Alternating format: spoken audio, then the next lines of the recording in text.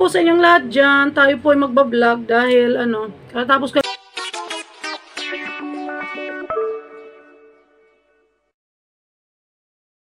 ng ating labi. Amazing! Kasi para naman gumaganda ako dito, alam mo. Wala po kaming tubig dito ngayon, as in brown out po kami ng tubig. So ayan po, nag-order po tayo ng makakain kasi sobrang init. Anong oras na ba? 3:12. Wala kaming tubig. More than 24 hours na kami walang tubig talaga. So kailangan namin patient is virtue, and para maging masaya, mag-order kami ng pagkain. Today is Easter Sunday, so kailangan namin kumain naman ng maayos na galing sa labas, 'di ba? Yun, nag-order kami ng makakain namin. So antayin natin, nagpa-grab kami. May galab shoutout po sa inyong lahat dyan. Thank you po sa inyong papanood na aking video, no? Ayan po, abangan po natin pagdating ng ating grab. Kasi excited na rin ako. Simple lang in-order namin. Burger, fries, and soda, yun lang. Antayin lang natin. Ay, nako. Antay-antay na ng ating order natin. Ngayon, order natin. Lunes na naman bukas. Order natin. Ano yan? Ito na yung pambayad namin sa aming order. Umabot kasi siya ng 996 pesos. So, may 4 pesos pa siya na sobra. Bigay na lang natin sa kasi, diba? So, ito yung aming hapunan na almusal, tanghalian, merienda, at hapunan. Ito yung aming budget. Ito lang yung budget namin, okay? 996 pesos po yung bill namin na babayaran para sa burgers, fries, and soda. So, wait na po tayo. Thank you, Malco, for this money. Yan, dito muna ulit tayo. Tambay-tambay ulit tayo kasi mainit. Mainit ang panahon. Kailangan natin magstay lang sa isang lugar na malamig. Para hindi uminit ang ulo natin. Kasi walang tubig. Walang tubig.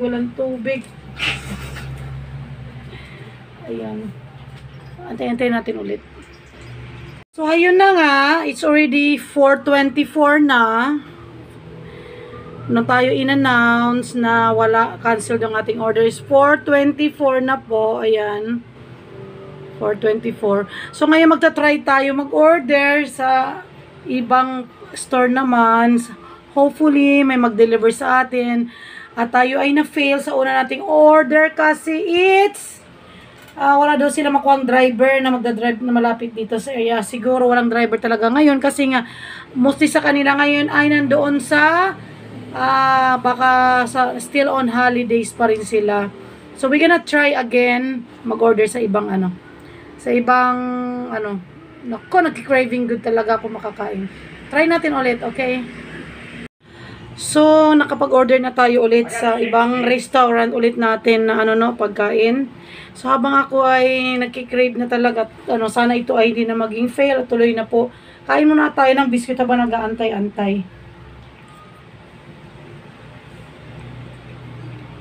Sabi kasi doon, on the way naman daw na. Hindi na on the way, on the kitchen na daw, in the kitchen na. So try natin ulit mag-follow up within 20 minutes. Kasi 5:40 pa daw darating, oh my goodness. Antay ulit tayo. Dumating na ang ating order. Ayan na si Grog. Sa labas. Ang anak ko ang kukuha. At ayan, finally dumating na rin ang ating order. Nakakala natin hindi na darating. So, kain na tayo. Ito na, bubuksan natin ang ating order. At least, 4 na burger ito. Yung ketchup natin. Saka itong fries. Susunod ko yung fries. Malamig na kahit mainit yung panahon. Kain na tayo. At ayan, nandito na tayo at kakain na tayo talaga. Itong aking soft drinks. Yan lahat. Let's eat! Let's eat! Kaon na tayo.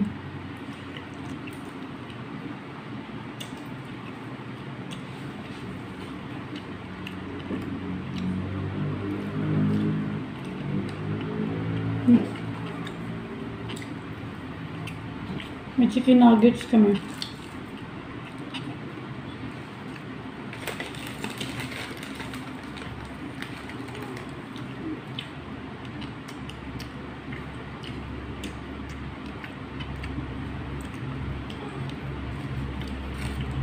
French fries. Masarap din pala yung sauce ng chicken nuggets pang ano sa ano. French fries.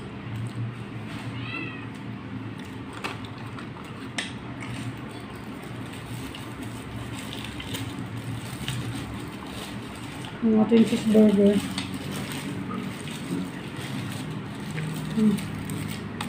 Cheeseburger natin na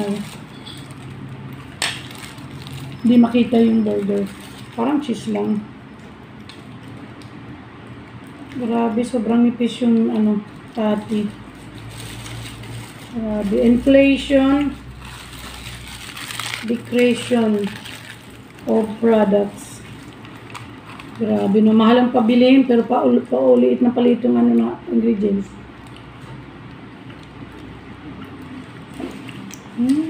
Kapunan na namin to. Kumating siya is 5:34.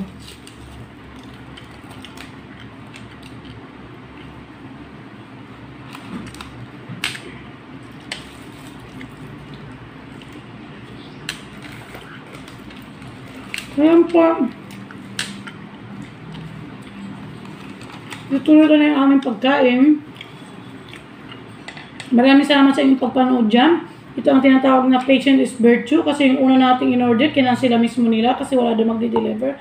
So we are lucky na yung pangalawa nating in-orderan ay nakarating sa atin at tayo nakakain na. Maraming salamat po sa inyong pagpapanood dyan. Always put God in the center of our life. See you on my next video and please like, share, and subscribe. Meow, meow, meow. Thank you for watching.